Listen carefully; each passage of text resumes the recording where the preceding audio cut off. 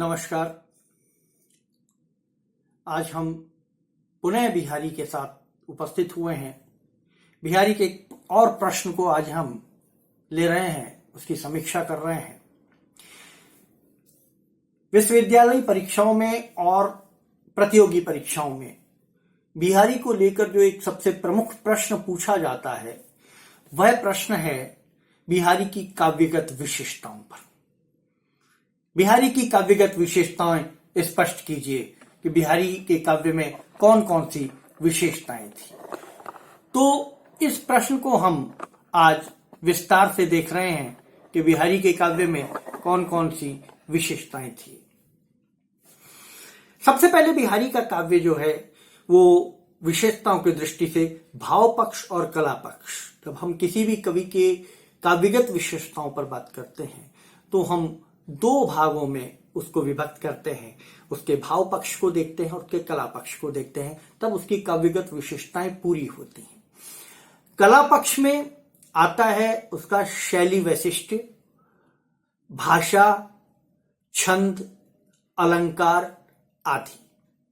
और भाव पक्ष में आता है उसकी भावनाएं, काव्य की भावनाएं, मूल भावनाएं। कवि कहना क्या चाहता है, कवि किस रूप में कहना चाहता है, कवि किस भाव में और किस तरीके से कहना चाहता है, ये उसके भाव पक्ष में आती है। तो हम सबसे पहले बिहारी के भाव पक्ष को लेते हैं, क्योंकि बिहारी का भाव पक्ष और कला पक्ष दोनों बहुत महत्वपूर्ण है। आमतौर पर पहले जब हम काव्यगत विशेषताओं की बात करते हैं, कवि प्रश्न हल करते हैं, तो हम कला पक्ष को लेते हैं। लेकिन मैं यहां आज आपको पहले उसके भाव पक्ष पे बात करूंगा कि बिहारी का भाव पक्ष कितना मजबूत था और कितना खूबसूरत था।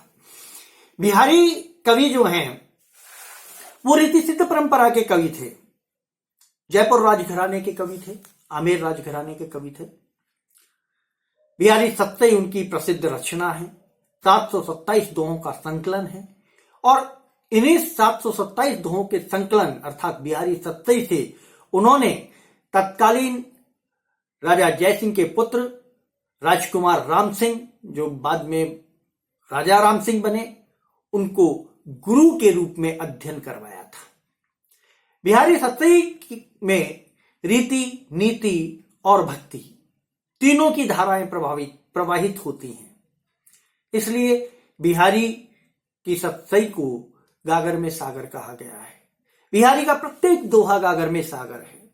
बिहारी बहुत छोटे छोटे दोहों में, बहुत कम शब्दों में, लेकिन प्रभाव उत्पादक करने वाले शब्दों के माध्यम से वो अपनी बात को प्रस्तुत करते हैं। बिहारी मूल रूप से प्रेम के कवि हैं, श्रृंगार के कवि हैं, लेकिन भक्ति और नीति पर भी उन्होंने उसी सिद्धस्तता के साथ अपनी कलम चलाई है जितने उन्होंने श्रृंगार में चलाई है। तो हम बात कर रहे हैं बिहारी की काव्यगत विशेषताओं के भाव पक्ष पर।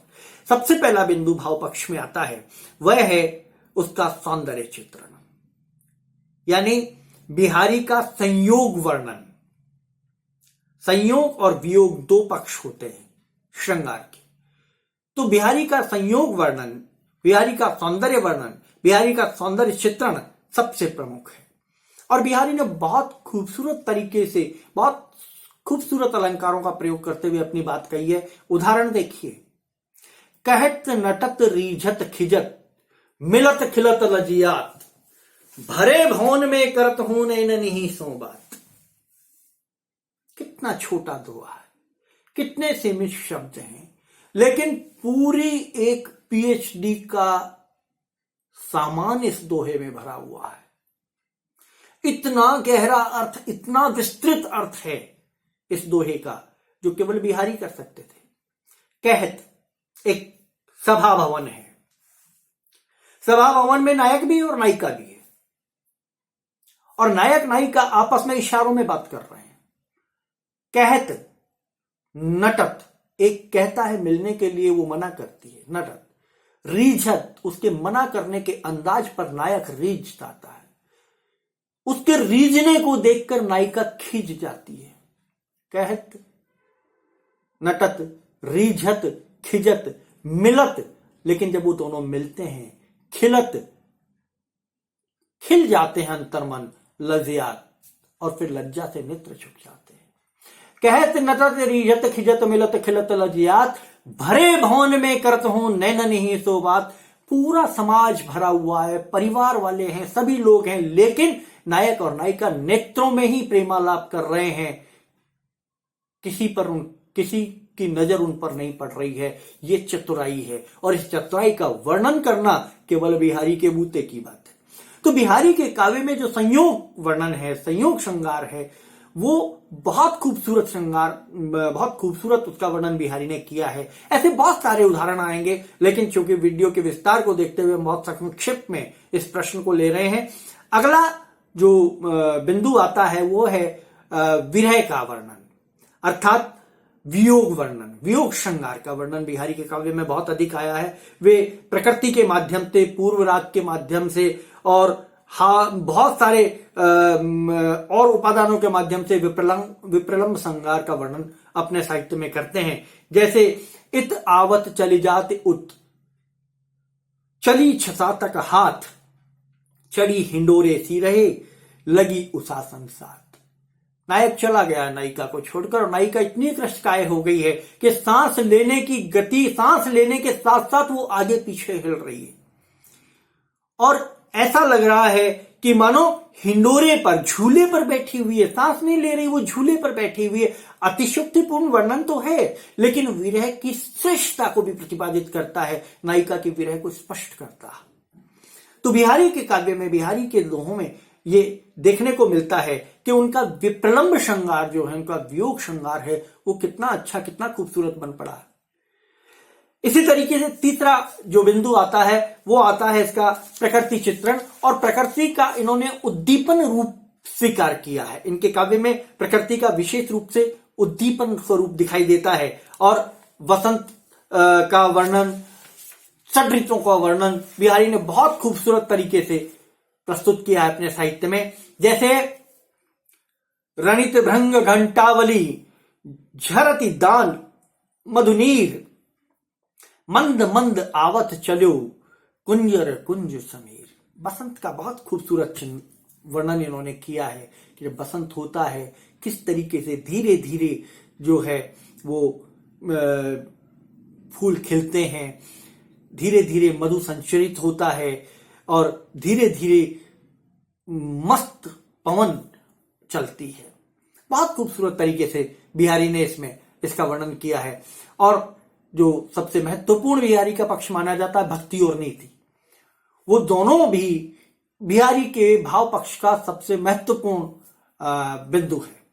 इसमें जैसे मेरी भव बाधा हरु राधा नागरी सोए, जाचन तन की झाई परे श्याम हुरतु दुति होए। भक्ति का श्रेष्ठ दोहा है।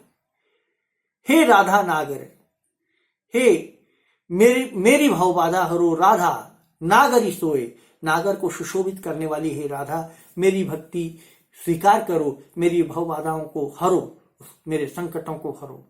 जा तन की छाई परत श्याम हरित दुति होए। आपके तन की छाया मात्र से ही श्याम हरित हो जाते हैं, प्रसन्न हो जाते हैं, आनंदित हो जाते हैं। तो आप यदि मेरी थोड़ी सी सिफारिश कर दोगे तो मेरे सारे कष्ट अपने आप समाप्त हो जाएंगे। तो भक्ति की श्रेष्ठता को इन्होंने प्रस्तुत किया है दोहे के माध्यम से। इसी तरह ये नर की और नल नीर की गति एक सी हुए, जैसा कि हमने शुरू में बताया था कि नीति को समझाने के लिए नीति के दोहों के रूप में उन्होंने अपनी बात को आगे बढ़ाया है, समाज को दिशा दी है। ये बिहारी के भाव पक्ष को बहुत मजबूत करता है। अब हम बिहारी के कला पक्ष की अगर बात करें तो जैसे हमने पूर्व वीडियो में बिहारी के अलंकार योजना पर विस्तार से बात की थी, आज हम उसी क्रम को आगे बढ़ाते हैं कि कला पक्ष में सबसे पहले आती है भाषा। बिहारी ने प्रौढ़ ब्रज भाषा का प्रयोग किया है अपने साहित्य में। प्रांजल, परिष्कृत, प्रभामयी भाषा का इन्होंने प्रयोग किया है। ये बड़े छोटे छोटे सुंदर और सारगर्भित शब्दों को का संचयन कर अपने काव्य का सृजन करते थे। इसलिए बिहारी का साहित्य जो है बहुत सहज, बहुत सरल है और बहुत आनंददायक है। तो भाषा की दृष्टि से बिहारी का जो साहित्य है वो बहुत श्रेष्ठ और अच्छा साहित्य है। दूसरा बिंदु आता है अलंकार, जिस पर हमने विस्तार से एक वीडियो दिया है कि बिहारी ने प्राय सभी शब्दालंकार और अर्थालंकारों का अपने काव्य में प्रयोग किया है। छंद की अगर बात करें तो बिहारी ने अधिकतर दोहा छंद का प्रयोग किया है। दोहा छंद में ही अपनी सच्चाई को पूरी का सृजन किया है, लेकिन यदा कदा इनके और भी छंद देखने को मिलते हैं। बिहारी के प्रदर्शन की प्रवृत्ति इनकी रही है, इसलिए इन्होंने चमत्कारों के प्रदर्शन को अपने साहित्य में स्थान दिया है और यह सारा अलंकारों और छंद विधान के माध्यम से बिहारी ने प्रस्तुत करने का प्रयास किया। इसके आधार पर यह निष्कर्ष हम निकाल सकते हैं कि बिहारी का काव्य कला और भाव दोनों पक्षों के आधार पर रीति काल में भी उतना ही श्रेष्ठ था। इसकी उपादेयता इतनी ही थी जितनी की आज है। बिहारी कालजयी रचनाकार माने जाते हैं, जो समय के साथ अपने अर्थ को परिभाषित करते हैं, बदलते हैं, लेकिन उसके सौंदर्य को समाप्त नहीं होने देते। यही बिहारी के काव्य की विशेषता है। आज 450 साल बाद भी बिहारी उतने ही प्रासंगिक हैं जितने उस समय में थे। आज भी बिहारी को उसी आनंद और ज्ञान प्राप्ति के लिए पढ़ा जाता है। उनके नीति और भक्ति को उतनी श्रद्धा और शिद्दत के साथ पढ़ा जाता है जितना उस समय में उसको महत्व मिला था, राजा जयसिंह ने महत्व दिया था। वही आज भी पाठक उस श्रद्धा के साथ बिहारी को पढ़ता है। तो इस तरह से आप बिहारी की काव्यगत विशेषताओं को